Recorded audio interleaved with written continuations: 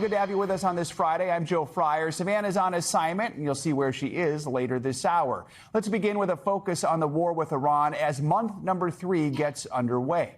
The U.S. and Israel actually started striking Iran on February 28th, but today marks 60 days since President Trump formally notified Congress about the U.S. military action.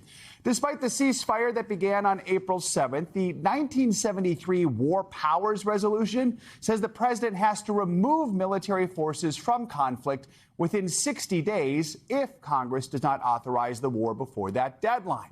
Well, now, as the U.S. military maintains its blockade on Iranian ports in the Strait of Hormuz, Republicans are rejecting that deadline for Congress to intervene. Well, on Capitol Hill, Trump administration officials are defending the controversial operation, with polls showing it's an unpopular war. NBC News Washington correspondent Alice Barr joins us now from the nation's capital with the latest. Alice, good morning. Good morning, Joe. And here's where we are this morning. Negotiations are hung up, with Iran pushing to separate nuclear talks from the fate of the Strait of Hormuz. President Trump says that is a no-go. And now, even as the administration works to find a path to peace, top Republicans are insisting we're not at war. 60 days into the war with Iran, a fragile ceasefire is holding, though American warships are on patrol, enforcing a blockade of Iranian ports. While on Capitol Hill, Republican leadership is blocking a vote to curb President Trump's war powers, despite a deadline today for congressional approval. I don't think we have any active kinetic military bombing, firing, anything like that right now. We're trying to broker a peace, and I would be very reluctant to get in front of the administration in the midst of these very sensitive negotiations. A 1973 law outlines that the president must stop and remove military forces from conflict if Congress doesn't authorize a war within 60 days. Pressed by NBC's Ryan Noble, Speaker Johnson said we're not at war. Again, citing the ceasefire. A senior administration official gave the same reasoning, telling NBC News hostilities terminated when the ceasefire began. Democrats reject that. Being in the region, not engaged actively in kinetic force or kinetic action, isn't what the law says. After 60 days, he has 30 days to withdraw. Talks are stalled over a broader peace deal. They want to make a deal badly. We have a problem because nobody knows for sure who the leaders are. And with shipping through the vital Strait of Hormuz still choked off, gas prices keep pushing higher.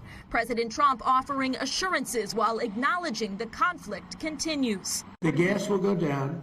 As soon as the war's over, it'll drop like a rock. Back on Capitol Hill, Defense Secretary Pete Hegseth again defending the war and a new $1.5 trillion defense budget request for 2027, heavily criticized by Democrats. And that funding request is partially to replace weapons used in the war so far, though Secretary Hegseth also pointed to weapons that were sent to Ukraine under the last administration. The Pentagon now says the war with Iran has cost roughly $25 billion up to this point.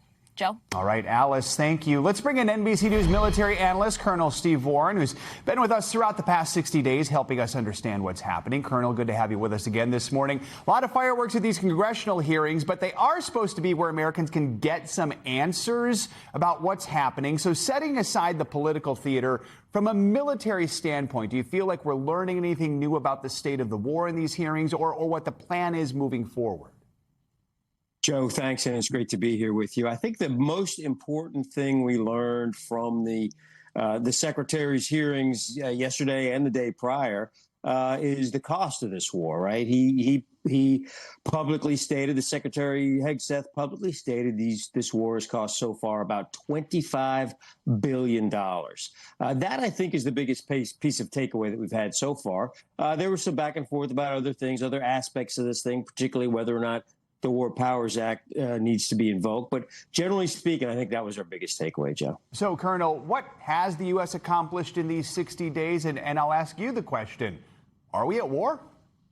Yeah, well, so we've accomplished a lot. So the good news is we have accomplished, I think, quite a bit, right? The Iranian Navy has been significantly reduced. The Iranian missile capability, same. The Iranian military, their ability to project force outside their borders, significantly reduced. That said, It hasn't been eliminated. The good news is Iranians' capabilities are reduced. The bad news is we have not yet been able to open this strait. Is it a war? Well, you know, a lot of times I like to tell folks it's everybody's at war when they're in it, right? So I think the troops that are there in the strait right now would tell you that they feel like they're at war.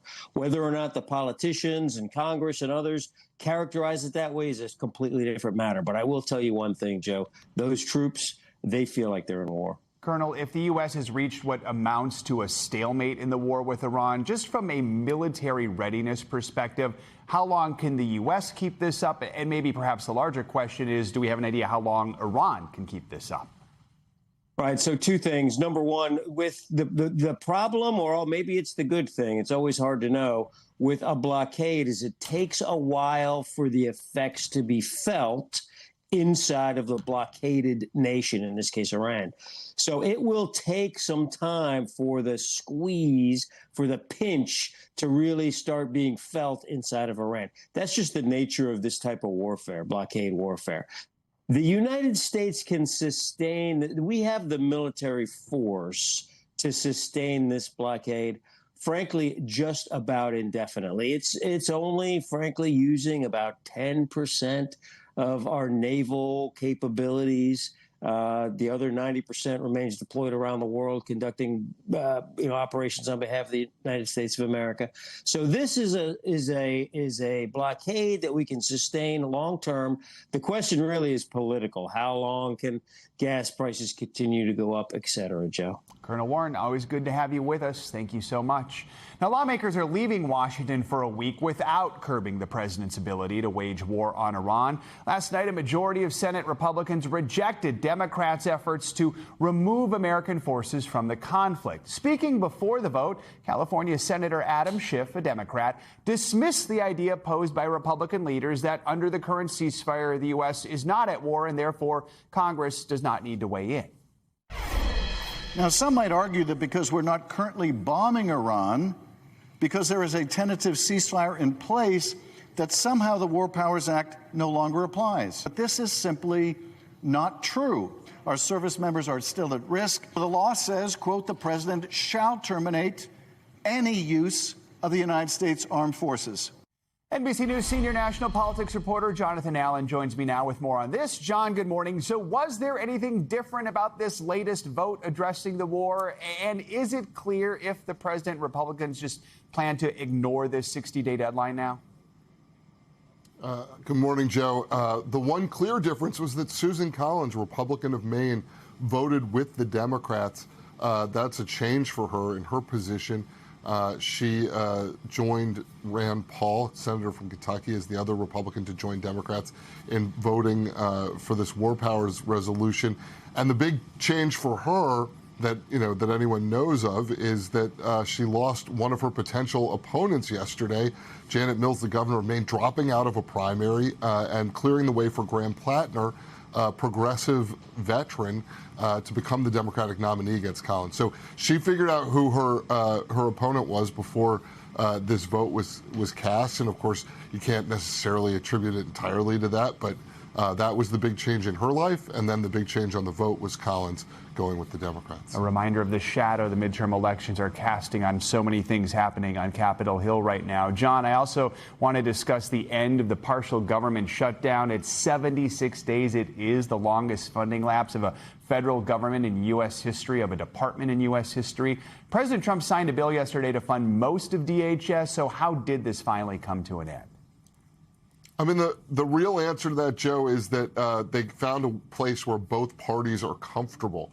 And so that place is that the Republicans are trying to put forward a new budget resolution through reconciliation. It's a complicated process, but it means you can get past a filibuster. And what that budget resolution would do is fund ICE and Border Patrol separately from this legislation that passed last night in the House. The rest of DHS gets funded through the legislation passed in the House last night. That was done on voice vote, meaning really no objections from anybody. So Democrats and Republicans together, and now ICE and CBP will be funded separately, or at least that's the plan. They will be funded separately with the Democrats not having to vote for it. John, we know President Trump's immigration crackdown was at the heart of this standoff we've been witnessing over these past 70-plus days between Democrats and Republicans centered on DHS funding.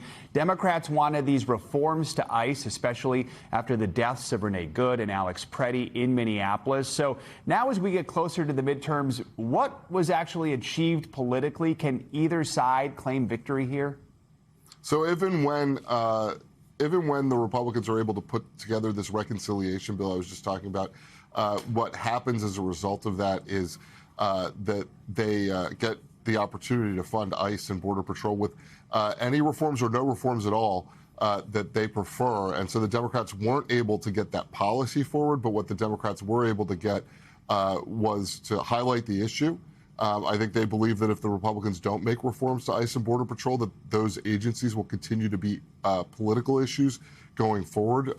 Since the killings of Alex Preddy and Renee Good, there's been so much focus on how ICE and Border Patrol have conducted themselves. And the Democrats also got what I was talking about before, which is the ability to have these agencies funded without having to be the ones to vote for them. So Republicans get to keep the government moving forward. They get to keep these agencies funded if they can get the reconciliation bill done. And Democrats get a little bit of a political win there in putting the spotlight on Republican support for them. All right, John Allen, thank you so much. The man charged with attempting to assassinate President Trump at the White House Correspondents' Dinner will remain behind bars, at least until his case goes to trial. Cole Allen was back in federal court yesterday. He said he was not seeking to be released. His lawyers did ask the judge for less restrictive conditions at his jail. Allen is currently being held in what's known as a safe cell under 24-hour lockdown. We're also learning new details about how the attack unfolded and the Secret Service agent who was shot. NBC News Chief Justice and National Affairs correspondent Kelly O'Donnell has the latest.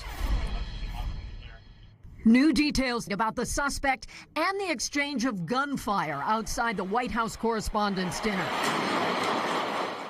And just released additional crime scene images. Officials say the suspect had a respirator and ammunition labeled hollow point. All the evidence that I've seen, the suspect shot our officer point-blank range with a shotgun. Our officer heroically returned fire while being shot point-blank range in the chest with a shotgun and was able to get off 5 shots. Also new, the director said Allen had been wearing a protective vest. It appeared that there was some type of tactical vest that he was wearing. So his officers again bravely removed that clothing to ensure that he did not have any other devices on him. The ballroom incident raised alarming questions about safety with so many high-level government officials in the same packed space. But Director Curran says the security plan was, in his judgment, perfect. The site was set up perfectly. I will tell you, I would not change the site again. However, President Trump expressed concern that the would-be attempted assassin had access to the building as a hotel guest. You know, when you have 1,000 rooms sitting on top of a ballroom and you have the elevators coming down right near the entrance, it's a pretty tough situation. Our thanks to Kelly O'Donnell for that report. Allen is due back in court on May 11th. The contentious relationship between the U.S. and Venezuela could be starting a new, more harmonious chapter. For the first time in nearly a decade yesterday, a direct commercial flight from the U.S. touched down in Venezuela. It's a major political pivot for the two countries and an emotional moment for families returning home. NBC's George Solis takes us inside that first flight. Moments after touching down in Caracas, the captain of this American Airlines flight leaned out the cockpit to wave the Venezuelan flag, signaling the first direct arrival from the U.S. in 7 years. Passengers stopping for selfies on the stairs, descending to a crowd waiting on the tarmac. The journey began just after 10 a.m. in Miami, where emotional passengers lined up at the gate. The last time I was here in Venezuela was 18 years ago. And I'm very excited to go and see the family. The flight crew opening the windows to wave the U.S. and Venezuelan flags, then taxiing through a water cannon salute before takeoff. This flight, the most visible sign yet of a rapid diplomatic thaw following the ouster of Venezuela's authoritarian leader, Nicolas Maduro, in January. The U.S. ban on direct air travel, in place since 2019, was officially lifted just 2 weeks ago. In South Florida, the heart of the Venezuelan diaspora, some are still cautious. Venezuela remains under the control of acting President Delcy Rodriguez, who served as Maduro's right hand for years, and hundreds of political prisoners remain behind bars. Things that still need to happen for me to feel safe to go Venezuela. Despite the uncertainty, for those landing in Caracas, 7 years of grounded hopes finally coming to a historic end. I'm taking my family back, my kids back, my grandkids back. So it's a historic day. George Solis, NBC News, Miami. The Texas summer camp that was the scene of a major tragedy last year now says it will not reopen this summer. This change of heart comes after Camp Mystic had already started enrolling campers for this summer's session. Last July, 25 young campers and 2 counselors died in catastrophic flooding there. NBC's Priscilla Thompson brings us the reason for the reversal. Camp Mystic abandoning plans to reopen next month, just steps from the Guadalupe River Camp, where in July, 25 young campers and 2 counselors died. Telling families that after thoughtful prayer and careful reflection, it will not welcome campers to its Cypress Lake site. The reversal comes just days after a grueling state hearing where lawmakers pressed camp leaders about reopening. If y'all are left as an operator in any form or fashion, what deterrent does that send to another operator that I can have kids die on my watch and still be an operator? The camp's 2026 emergency plan received a letter from the state outlining 22 deficiencies. Still, with more than 800 campers already enrolled, camp leaders appeared determined to return. And we believe if we do it right, a year from now, 5 years from now, 10 years from now, they will be glad that we had camp this summer. That infuriated parents who lost their children that night. Do not ever tell our families that one day we will be happy that you opened camp this summer. I am heartbroken that you have not only destroyed our lives, but that you've destroyed your own, as well as taken away every beautiful memory and magic of Mystic. Camp Mystic now saying they have heard the concerns expressed by grieving families and that respect for those voices requires that we step back now. Voices like the father of 8-year-old victim Mary Grace Baker. It's just another chapter in what has been the most horrific chain of events that I think any human could ever have to experience. Our thanks to Priscilla Thompson for that report. A lot of rain is in the forecast across the south this weekend. Let's take a closer look at what to expect with your morning news now weather. Meteorologist Andrea Romero joins us on this Friday. Good morning, Andrea. Good morning, Joe. And we're tracking all that rain that continues to fall here across the southern tier of the country. We have these rain storms that are setting up, and we can see that heavy rainfall that's expected. We're anticipating over 12 million people will be under flood watches and flash flood warnings today, stretching from Texas all the way into Louisiana, as this stubborn front that has set up over the area continues to tap into that deep Gulf moisture, producing all this rainfall. It is beneficial rain because this area is under that those drought conditions that we've been monitoring these past couple of months from the Gulf Coast into the southeast. But of course, too much of a good thing that falls all at the same time can lead to problems, and that heavy and that high rainfall rates could lead to some possible flash flooding across this area. Now, tomorrow, this system will begin to shift into the mid-Atlantic. It's going to develop into a coastal low. It's going to bring some heavy rain to the outer bands of North Carolina, and we do have the chance of severe storms likely that can develop over northern Florida and even over parts of southern Georgia, and the main threat there will probably be damaging winds. As far as the rainfall forecast, we're talking about a lot of rain. 1 to 3 inches could fall per hour, leading to high accumulations over the next 2 days. We're looking at possibly over 3 inches, maybe even some isolated 6-inch rainfall amounts. So that's why we have that concern of flash flash flooding. Now, May is starting off chilly. We do have those frost and freeze advisories, watches, warnings that are up. 47 million people are being impacted, and that's up in the northern tier. Look at this temperatures we're waking up to right now. 27 in Duluth, 32 in Cadillac, 36 degrees in Buffalo. So it's definitely cool for May, and that cold air is stretching down all the way into the deep south with below average temperatures that will continue today into tomorrow. And of course, we're monitoring that weather for Louisville, Kentucky for tomorrow for that big race. We're looking at mostly sunny conditions. So it's going to be fantastic for racing, a fast track condition, but of course, it's a little bit below average. We're supposed to have temperatures around the 70s, but I don't think anybody's going to be complaining too much. That looks pretty nice because we've had some rainy ones recently. Now, I'm not a horse, so I don't really know what the ideal conditions are for racing, but I'll take that one right there. All right. Absolutely. Andrea, thank you so much. Appreciate it. We thank you for watching, and remember, stay updated on breaking news and top stories on the NBC News app or watch live on our YouTube channel.